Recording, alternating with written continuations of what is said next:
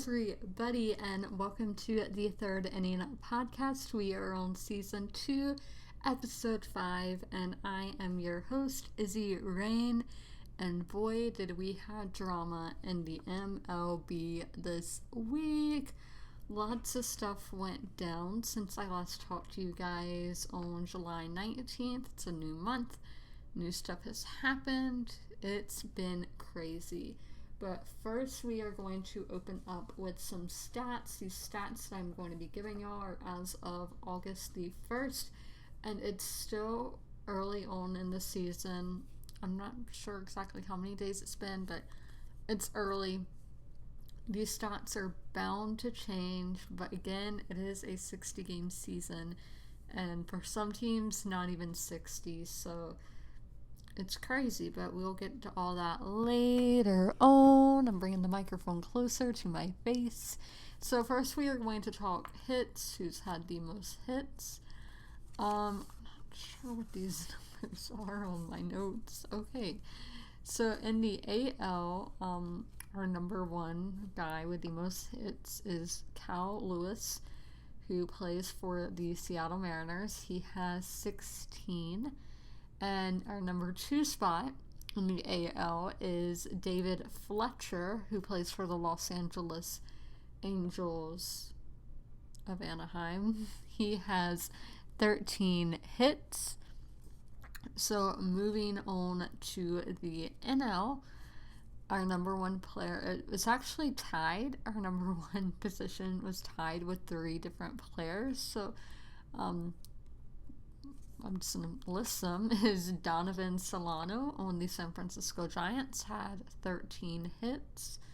Corey Seager on the Los Angeles Dodgers had 13 hits, and Dansby Swanson on the Atlanta Braves had 13 hits. So Cal Lewis, out of all of these, is the dominant one with the most hits, as all the others are tied with 13. So good for him. Good for the Mariners. Shout out to them. I saw them 2 times at spring training this year. So for stolen bases, again, this is as of August 1st, so yesterday for you guys. So in the AL, the player with the most stolen bases is Miles Straw. He has 3 stolen bases, and he plays for the Houston Astros. So then we have our number 2 position is tied with Robbie Grossman, who plays for the A's. He has 2 stolen bases, and Joey Gallo on the Rangers has 2 stolen bases. So it seems like if you want to steal bases, you should play for a Texas team. So in the NL, we had Tommy Pham on the Padres, has 5 stolen bases. Dansby Swanson, who we saw on the has some most hits as well, has 3 stolen bases, and again, he plays for the Atlanta Braves. And then our second position was tied in NL as well, so Fernando Tatis Jr. has 3 stolen bases as well, and he plays for the San Diego Padres. So it seems our NL, our National League, is getting more stolen bases than our AL this week. So for strikeouts, so we are going to our pitching stats now. For the AL, Shane Bieber has 27 strikeouts, and he plays for the Cleveland Indians. That is crazy. That is a lot. For most pitchers, have only pitched 1 or 2 games at this point, so him having 27 is crazy. So in number 2 in the AL is Lance Lynn, who is 10 strikeouts below Shane Bieber at 17, which is still obviously good, and he plays for the Rangers. So our Rangers, you're getting stolen bases and strikeouts. So in the NL, no surprise for our number 1 strikeout guy, that is Mad Max Scherzer, who plays for the Washington Nationals. He has 21. And then this one is kind of an oddball, curveball thrown in there. Sonny Gray is number 2 with 20 strikeouts, and he is on the Cincinnati Reds. Sonny Gray, I've seen pitch several times, 3 times, 1 time at spring training and 2 in the regular season. He's not my favorite pitcher. He pitches very slow, like his whole thing on the mound. It's very slow. I don't like slow. But apparently he's doing something right to have 20 strikeouts so far this season. He was pitching a no-hitter earlier this week, but that did not end well. So for our saves, so like your closing pitchers now,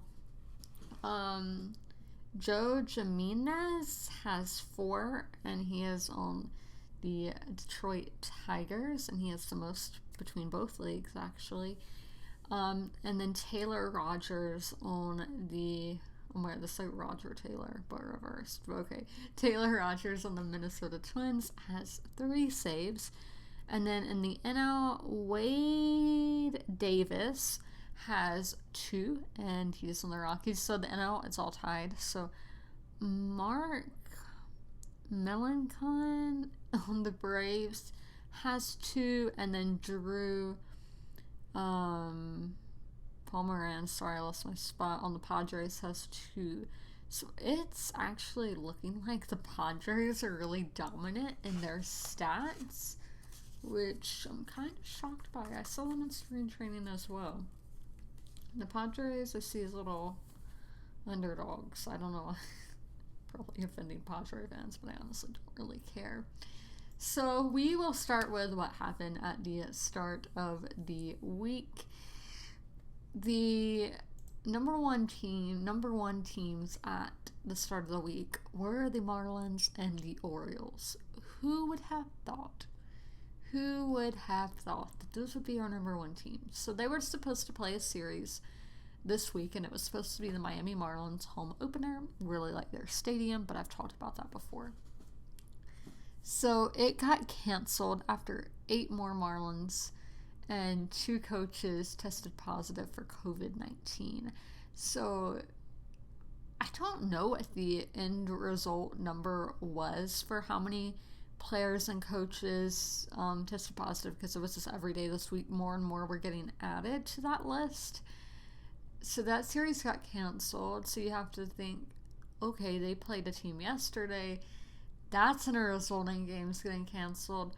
And all of this, so it really messed up the season with all these players testing positive in Miami. Now, they were actually getting tested in Philly and are now just kind of getting out of Philly. They're supposed to be taking a bus to Miami. I don't know how true that is, but that's the rumor in the middle of a hurricane.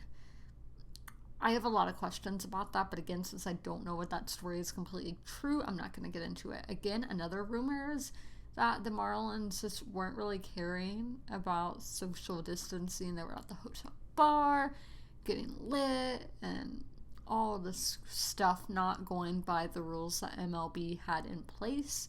Again, I was not in Philadelphia, so I cannot tell you if that happened. But I've heard that a lot of the players on the Marlins weren't showing symptoms, so that's good. And another thing, it was mainly pitchers, and that has been seen in other teams who have been having players test positive. We will talk about those teams later on, that it's been pitchers. Maybe because the meetings on the mounds, I don't know why pitchers are testing positive over other players. I'm not a scientist, I can't tell you. So that game got canceled. So the team that the Marlins had played previously was Philadelphia, the Phillies. The Phillies were supposed to be taking on the Yankees, but they were like, oh my gosh, what if we got infected while playing the Marlins? Because the Marlins were playing knowing they had infected players. So obviously not good at all. So they had to cancel that series.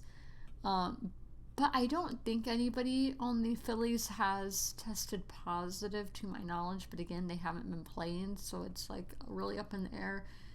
We don't know because there are laws in place, HIPAA laws of what can be released health-wise and what can't be released. So you just have to be aware of that. So we're going to take a pause on COVID.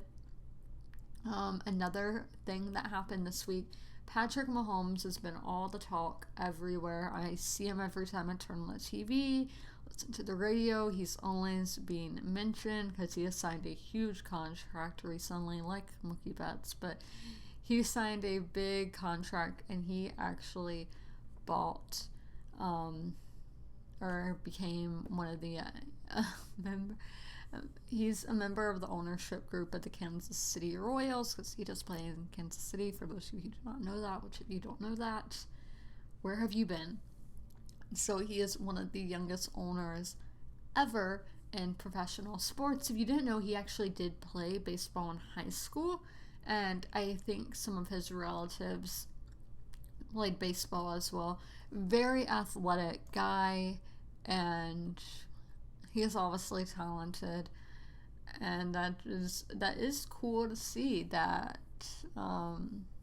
somebody so young is doing all this stuff. It's crazy. He's only a few years older than me, so it's just amazing. But okay, so moving on from football to probably my favorite thing that happened in baseball this week. Probably a lot of people's favorite things if they're not an Astros fan. So the Dodgers and the Astros played each other in a 3-game series. I think it was a 3-game series this week. And so on the 28th, which was Tuesday, Joe Kelly throws pitches at the heads of Alex Bregman and Carlos Correa. So when they're walking, he's walking off the mound, he does the pouty face and all that, like, too bad, so sad, whatever, after striking Correa out, and he's like, nice swing. And Correa dramatically throws his gloves off, and all these people get really heated. But the big thing about all this has been the suspensions that aren't right, because Manfred is stupid and doesn't need to be commissioner. But so Joe Kelly received an 8-game suspension, which if this was a normal season would be a 21 to 22 game suspension if they were playing the normal amount of games, which is absolutely crazy when he didn't even hit any of the players.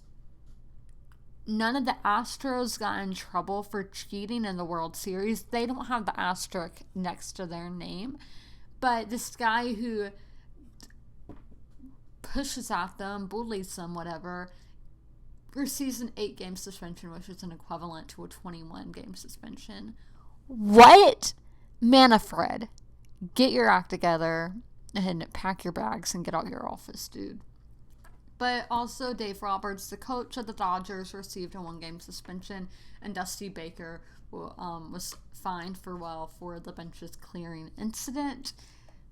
Free Joe Kelly, that's all I have to say. I don't get it. I really don't. So, another thing, this is from Ken Rosenthal's Twitter, that MLB union making progress on a deal that would allow doubleheaders consisting of 2 7-inning games, which we did have one take place today, but that would be only for the 2020 season, and parties believe more doubleheaders will be necessary as the schedule is adjusted. The idea is to preserve pitching. I think we are going to be needing doubleheaders for like those series that were canceled or postponed because of COVID. So I do think it is smart, and we did have one take place today. The Reds won the first 7-inning game. And that was not because of the coronavirus. They've just been having a lot of rain in the Midwest and really all over the United States. So that is why that happened. So back to the coronavirus. So more series got canceled or postponed this week. This was 2 days ago. It says, amid the new St. Louis positive test for COVID-19, today's Cardinals and Brewers game has been postponed. This comes from ESPN. They postponed that series because players on the Cardinals had tested positive for COVID. The rumor behind that is they were going to casinos and all this stuff. Again, we don't know what's true, but obviously they're not social distancing or something by getting COVID. So again, I hope these guys aren't showing symptoms or that anything serious is wrong with them. But again, we are wanting to be talking about the coronavirus still. So this really freaked me out this morning. So Ioannis, I'm not sure how to pronounce his first name, Cespedes went missing.